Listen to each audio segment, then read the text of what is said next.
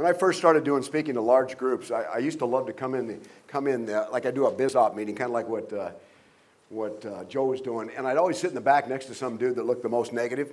So I'd always sit next to him. I go, "What's this all about anyway?" He goes, some dude's rich or something. He's going to be sharing this thing with us. I go, "What's he about?" He goes, "He's probably some phony sucker." And I'm like sitting right next to him, right? And I'm in the back row, and I haven't been introduced yet. He doesn't know who I am. So what do you think? "Oh, man, my buddy tried to get me here, sucked me into some pyramid thing. I don't know what I'm doing here, man, but he goes, I guess I'll stick around and listen." I said, "I think it's a good idea." All of a sudden, I'd like to introduce Mr. Craig Holliday. I said, "Hey, nice meeting you." And I just get up and walk up to the front of the room. The best thing ever. This guy's looking at me like, "Oh, God, oh, no." And afterwards, he's like apologizing to me and everything. But no, it's an honor to be here. I mean, your leadership is unbelievable down here. The leadership in this company is unbelievable. That's why I'm here, because I want to take you back and give you a little bit of my journey in this industry. I'm old. I got introduced up in Seattle as a legend. And I think, a legend? Aren't legends dead? I thought most legends were dead. You know what I'm saying? But, and I appreciate that, and I appreciate those accolades. But all I ever did to build this business is the same thing you're doing. I just found people who wanted to change their life. And you know what? It was a simple process, and I guess part of it was because I wanted to change my life. And, for a lot of us, I know, one of the things I think guy asked me the other day, "What do you do?" And I said, "I'm kind of a people expert." And I've dealt with people now for 34 years, from all walks of life, from people that are truck drivers to high-level attorneys to whatever, just people that decided they wanted to change their life and do something greater with their life. And I look at an audience this size, and some of you are in this room right now. You're those people. And this business is always a matter of timing and preparedness. And, I always say to people, I believe all of you should be in business with us. And if you're brand new here tonight, I'm convinced that with everything I've got and every ounce of faith I have, that you should be in business with us. Because this is the best business opportunity in the world today. And I know because I've been doing it for 34 years. Wow. But let me take you back a little bit. I didn't have the greatest upbringing. Anybody here have do you ever realize you don't get to vote for your parents? You don't get to choose who they are? I mean, you all experience that, right? Well, I did too. And I had a loving mom, but my mom was an alcoholic, and she drank for 30 years. And it was tough. We had 4 brothers and myself. There were 5 boys. And my mom went through some really trauma as a young woman. She was molested for 5 years by her uncle. So my mom's self-worth was terrible. And so she picked losers to hang out with. And my dad left when I was 7. My dad one day he didn't come home from work, and he was gone out of our lives. And so, for a guy, for me, the way I handled it was I ate a lot. And I became obese. And part of it was I always tell people when it comes to being fat or being obese, it's not what we eat, it's what's eating us.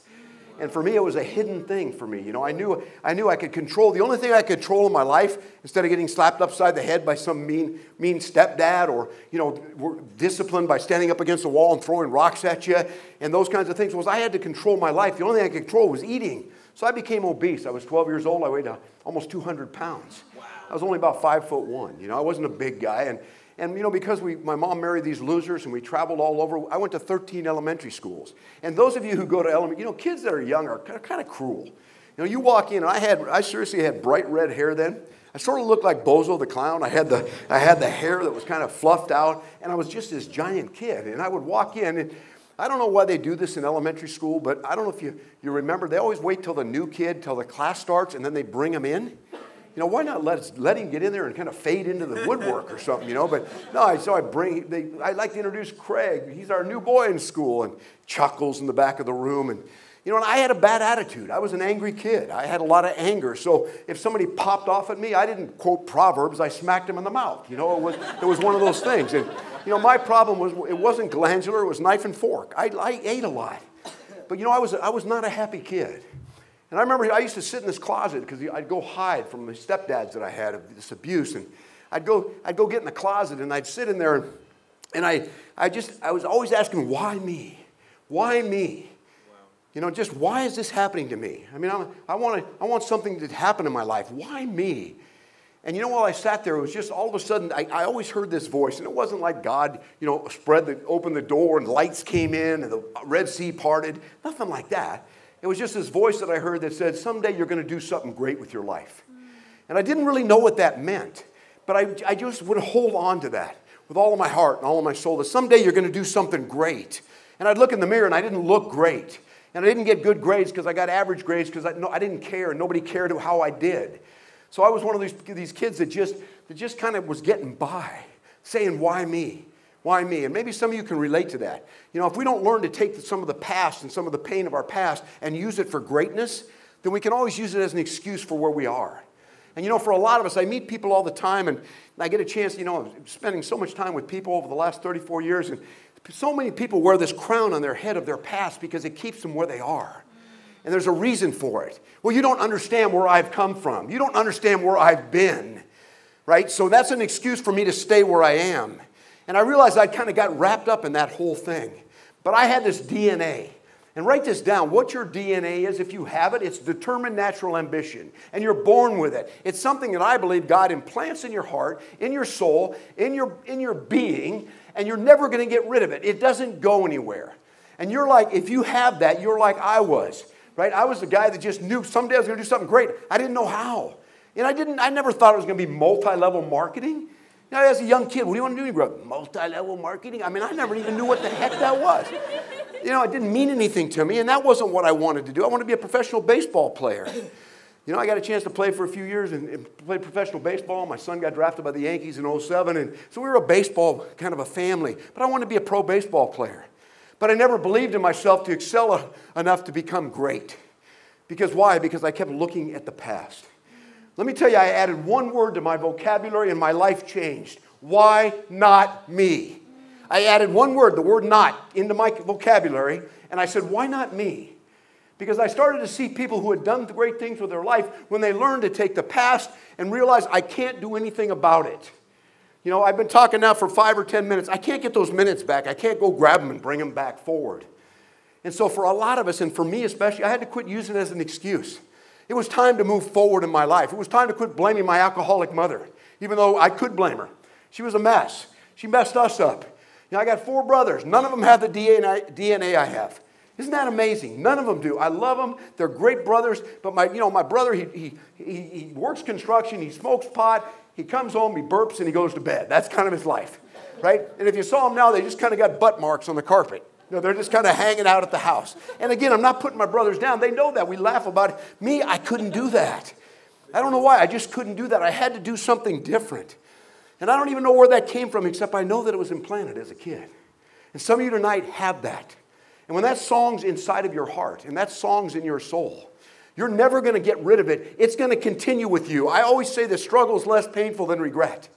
And for a lot of you, you're going to hold on and say, you know, maybe someday I can do something great. Maybe someday I can do something great.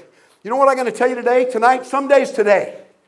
Some days today. Today's the day for some of us to make a decision that what happened in the past is not going to control where I'm going. It's not going to make the difference for what I'm going to accomplish. Because when you learn to take the pain and the sorrow and the struggle of what carried you for a lot of your life, and you learn to deal with it and share it, you change lives. You change lives because guess what? There's some of you today, if I brought you up here, if we introduced you and you brought you up here and you shared your story, there's people in this audience that's mind would be blown because they said, oh my God, that's my story. And you've overcome. But since you don't have a chance to share the story because you have to build your business, you have to become successful, you have to go out there and change as a person and grow because then people want to hear what you have to say. They want to hear your story and your story will change their life. We all have a story, all of us. But we either use it to fail or we use it to succeed. So when I was 29 years old, a buddy of mine called me up. He's a strong influence in my life, a mentor, about 20 years older than me. And I was at the time, I owned a construction company. So I worked all day in construction. At night, I was a police officer. Any law enforcement people in here? Okay. Any construction people in here? Okay. So what that meant was during the day, I worked with weirdos and perverts. At night, I arrested them. That was kind of my experience in construction and law enforcement. I hate to say that. But, you know, if you ladies have walked by a construction site, you know what I mean. It's a real different group of people. My 25 guys that worked for me, man, they get paid a big money on Friday, and by the time Monday came around, they were borrowing money from me because they'd been blowing cocaine all weekend and stuff and just barely get back so they could order food off the garbage truck that showed up every day.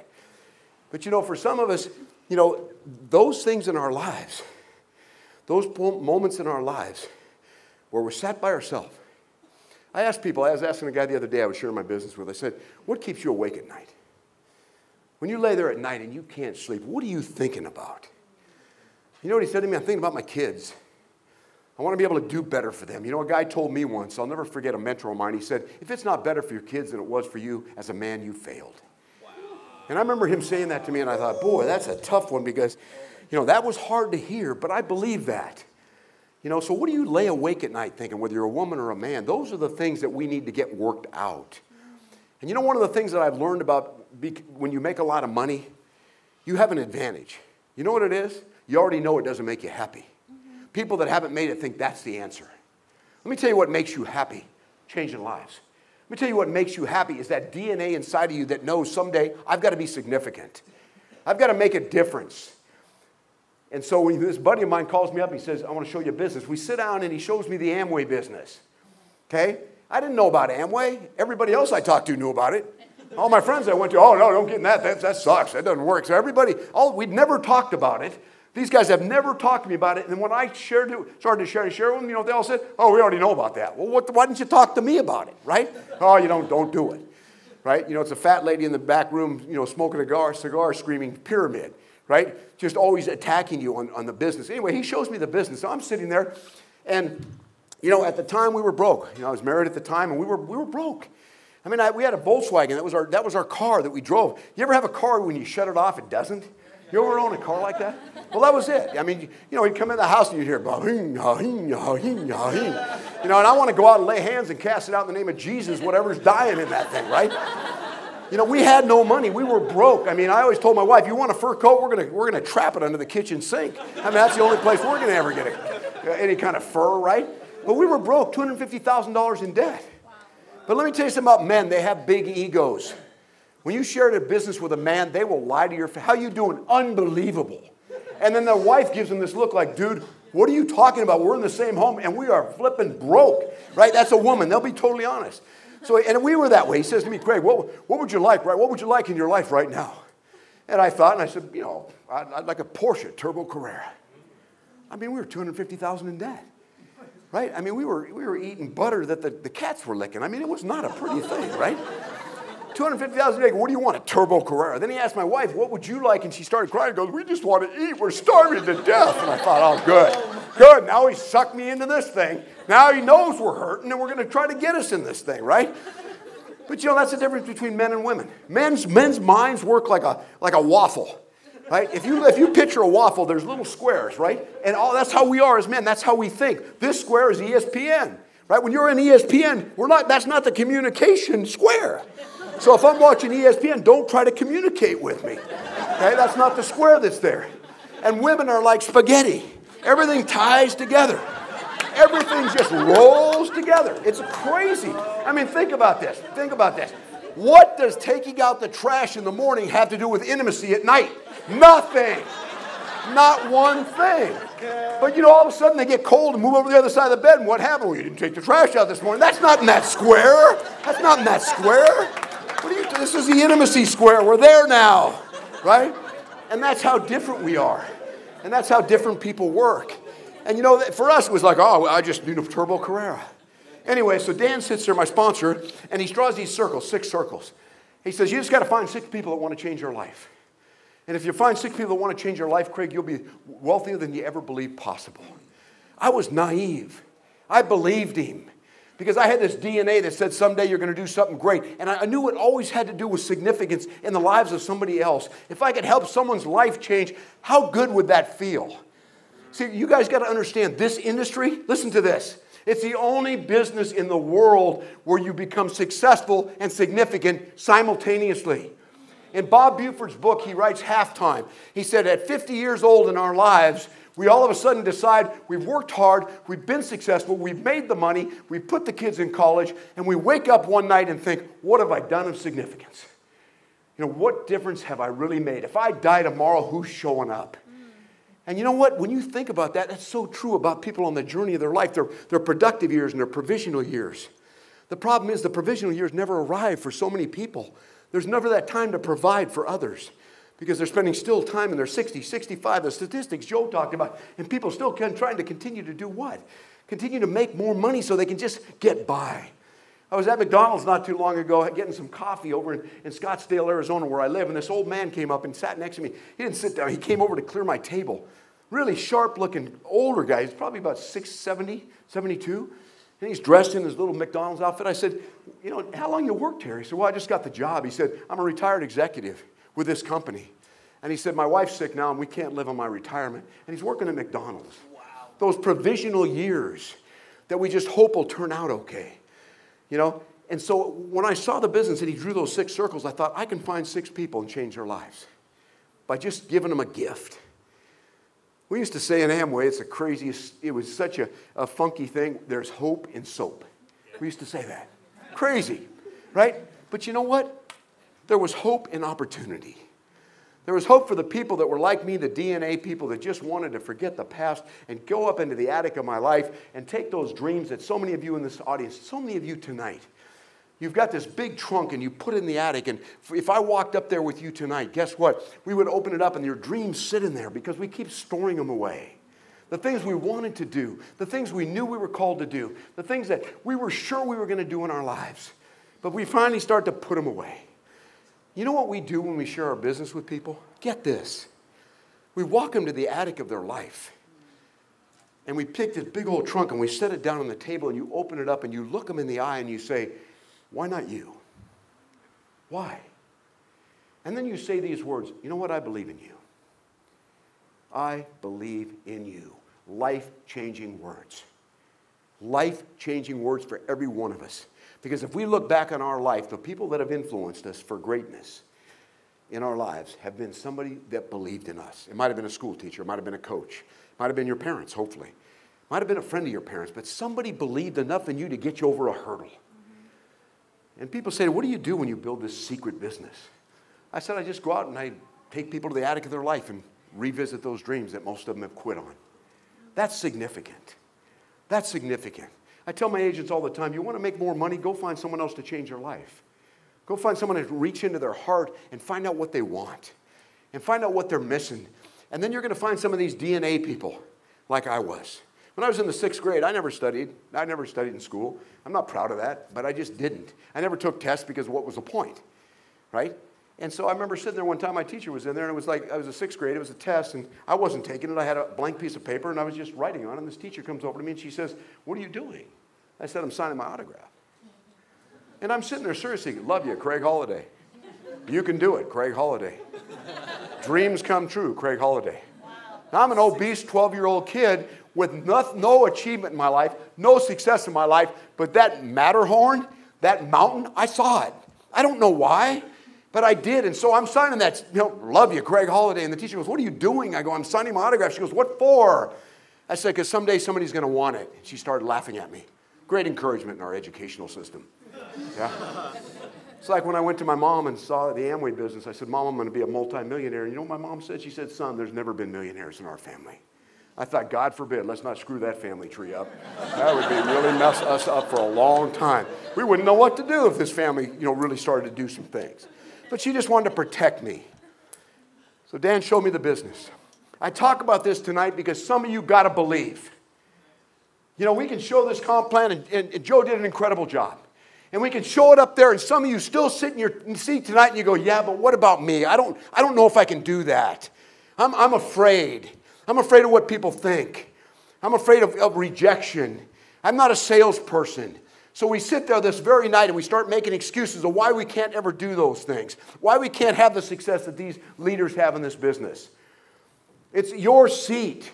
The person in your seat is the difference. This is the best opportunity in the world. I wouldn't be involved if not. I was involved for 25 years in the Amway business, building it consistently, and then I kind of got less interested when it went to Quick Start and changed the entire compensation, or not the compensation, but the whole complexity of the business changed. It didn't interest me anymore, so I went and did ministry, fathers and sons, reconciliation. I worked in mentoring, worked with a lot of men. That's my passion, helping men overcome all the crap in their lives that they carry forward that keeps them crippled as dads, as sons themselves. And that was the things I was doing. I wasn't looking to be in another business. But when I got in Amway in 1979, I got it. I got it really fast. And I don't know why. Maybe God helped me see it. But I understood what I had a hold of. Because, see, I had nothing to offer anybody till I had an opportunity for them to change. Because I know you well enough to know you don't want a handout. You just want an opportunity. Just give me equal playing ground. Tell me I can do what Joe did, and tell me it's the same for me as it is for these other guys making the money. I know some of you think, oh, they pay these guys.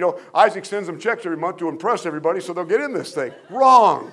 Guess where he started? Nobody sponsored, no volume. Guess where I started? Nobody sponsored, no volume, no deal. Right? Sure, you can't believe how many people called me up and go, oh, come in, Greg. We want to wine and dine you. And they send a private jet to fly me in and meet with these people. And every time I sat down with them, you know what they talk about? Money, money, money, money. Talk to me about people. Talk to me about how many lives you're changing. Yes. Talk to me about the significance that you want from life change and from creating wealth. Don't talk to me about how much money I can make. Right? Let's talk about the things that mean the most to me. And I walked away time after time after time until I met Isaac. And I got a chance to sit across from a man who said, Craig, I'm as wealthy more than I ever dreamed in my whole life possible. And he said, money, we've taken care of it. My whole family's taken care of. I said, well, what's your passion, Isaac? And he got tears in his eyes. And you know what he said? He goes, I want to be significant. When I heard that word, I almost gave him a kiss. Seriously. In fact, I kind of gave him these eyes. He probably thought, dude, you okay? Because I'm like, whoa, I'm in love here, right? But seriously, he goes, I want to be significant. I said, what does that mean, Isaac? He goes, I want to help people to get out of where they are and get them to where they want to be. When I heard that night, you guys, that day, we met at 4 in the afternoon. We were supposed to be there for 2 hours, and we were till 2 in the morning. And all I could do was listen to this man share his heart and his soul. And you know what I said for me? I said, I'm home. This is what I want to do. This is what I've been called to do. This is my marketplace ministry, if you will, of changing lives. And when I saw that from the corporate side, that's not in the business out there. It's not in these other companies. And I'm not putting the other companies down, but I've sat across from these owners. And you know what? It's different, you guys. So if you want a culture that's fertile for your growth, a culture that's fertile that that you have a business that will be here. See, the difference between this company and a lot of companies I've seen, their values are eternal. They're always thinking about when they're not here. We can make quick decisions to take a company and make quick bucks and make money fast. You could take a network company and you could start it, and in 5 years the owners can be incredibly wealthy and everybody else loses and they walk away. I saw 30 of them come and go in the 30 years I've been in the industry. Come and go. Come and go. Because the foundation was never right. And then I got a chance to be around leaders like these guys, and Jesse, and Josh, and Tim, and the leaders in this business. And then when their hearts were the same, I'm going, oh my God, never do I see a corporate entity and a field intertwined with the same values, the same desires, the same desire for great things. And I looked at that and I thought, so many times it's the corporation and the field, and the two shall meet. It's always bickering. And, because I've always said corporate don't understand what we do. They don't understand you sitting at a Starbucks at 2 in the afternoon with a mom that's divorced with 4 kids who's crying because she can't make the bills, and you're sitting across from her. I don't care how much money you make. I don't care what car you drove up in. You're sitting across from her because you want her to change her life and you want to give her hope. They never understood that. Right? They never understood that passion part. And this company does. And when you have that formula of leadership that gets you and company that gets you guys, nothing will stop us. Because I know what you want. You want significance. You want to make a difference. You want to make a difference in the lives of people. And if you can make money doing it, God, that's even better. And that's what we do. But you got to believe. You got to believe in this company. You got to believe in their leaders. You got to believe in the corporate ownership. But you got to believe in you. That's the problem. This business will kick your teeth in because you think you're tough. You think, man, I can do anything. You get 3 no's and you're on the floor peeing on yourself. Like, oh, God. Seriously. You're wallowing, oh, God, I thought they'd all see what I saw. My question to you tonight is this. How many no's does it take to quit? What's your number? Is it 10? Tell your sponsor right now. Say, okay, mine's 50. If I get to 50 and I get no's, I'm out of here. All right, figure out what they are. Because the biggest problem is some of you ain't got a big enough why. You haven't decided yet what is worth it for this thing to do. And every single pebble in the road becomes a boulder when you ain't got a why. I mean a serious one. A car's not going to do it. I'm sorry. You know, new shoes for you ladies ain't going to get you fired up when people have said no to you. Now ain't going to get you fired up when people are screaming pyramid at you. Right? All these little distractions come at you, and all of a sudden we just kind of start to melt. You know why? Because you don't know where you're going. You got to decide where you're going. What do you want? That's what I had to do in 1979. What do I want? And then you better bet on you. You got to bet on you. You got to look in the mirror and say, dude, if I find 12 like you, we're going to kill this thing. But if you look in the mirror, and go, if I find 12 like you, we'd be in trouble. Okay, you don't want to do that. You want to say, I just got to find 12 like me. I just got to find 12 like me, because 12 builds a business. 12 builds 25,000. I'll say it again. 12 builds 25,000. You just got to find your 12. You got to find the people that get it. But you got to get it. Don't bring this business to me if you don't believe in it. Don't bring this business to me and shake showing me. Don't bring this darn business to me and just are all uptight because you're so afraid what I'm going to say. You know what? I'm not impressed with you. I want to work with winners. I want to work with leaders. You got to have a posture. You know what? That's what attracts people, is your posture. Do you believe? Let me tell you something. My first month in Amway, I sponsored 10 people. You know how much money I made? $9.35. I drove a beat-up car to show up at their house. The thing was running when I was in showing the plan to them, for God's sakes. I didn't come and say, look at my car, man. You want to do it? I mean, I hid. Sometimes I'd park it down the street 1.5 miles. Guy goes, where's your car? I said, I need to work out. Right? I'm serious. Because I showed successful people. But one thing I can tell you is I believed. I knew where I was going. I said, look, man, you don't believe it? That's great. You know, sit in the bushes and watch. You get a big lunch because I'm going to finish. And I always told them in 36 months, I'll be a millionaire in this business. If you want to come, great. If you don't, stay where you are. I wasn't even good at showing the plan. I mean, I'd draw we had a whiteboard. We'd take you into a meeting. And I'd draw the whiteboard. And I was not good. I'd scribble stuff. People couldn't read it. I'd start sweating, and I'd forget to use an eraser. I'd use my hand. I'd wipe my face. I had colors all over my face. Seriously. I drove to meetings. There wasn't a meeting I drove to my first year. I didn't have diarrhea all the way to the meeting because I was scared to death to stand up in front of people and talk. I'm serious. I just did it. But I believed. I had people say, Craig, I don't know one thing you just showed me, dude, but I'm fired up. Right? I'm serious.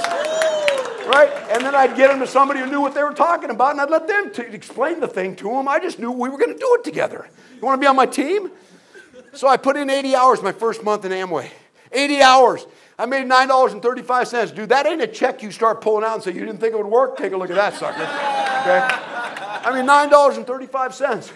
And, you know, I made the mistake of telling my buddies I showed my business to. I said, dude, I get a check on the 15th. You don't believe it worked? You call me on the 15th. I was tough, man. Sure enough, 15th, ding-a-ling-a-ling, ding-a-ling-a-ling. Oh, no, I knew who it was. We didn't have caller ID then, but I knew who it was. Right? So they called me up. They said, Craig, did you get that check? I said, I sure did. They said, how much was it? I said, you wouldn't believe it. And I hung up. Okay? True. They wouldn't have believed that.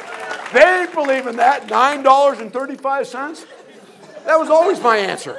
Hey, how much you making? You wouldn't believe it. You know why? Because when I was making $100,000 a month, they wouldn't have believed it then. So I said, you wouldn't believe it then, because they wouldn't have.